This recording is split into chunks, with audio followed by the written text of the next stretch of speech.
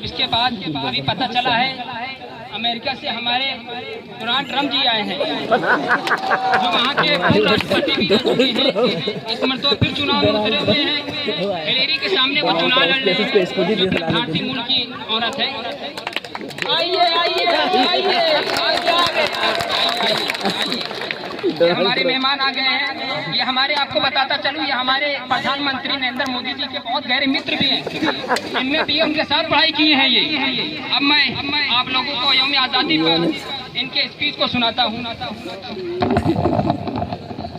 नमस्ते इंडिया, नमस्ते नमस्ते। I am very grateful to you that you call me here in this lovely and amazing nation, that we know this nation, Sone ki Chediya, and big warm welcome to each one of you. Thank you so much for calling me here. Now I'll try to speak some words in Hindi language, but it is very hard for me.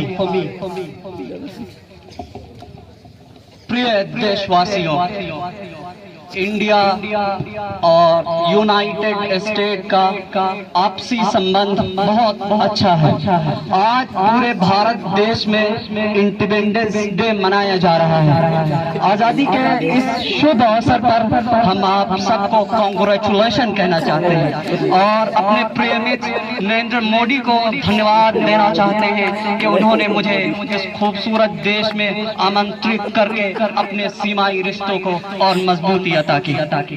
Now I conclude my speech, and I have tried to speak in Hindi language, but it was very hard for me. Thank you so much. See you soon.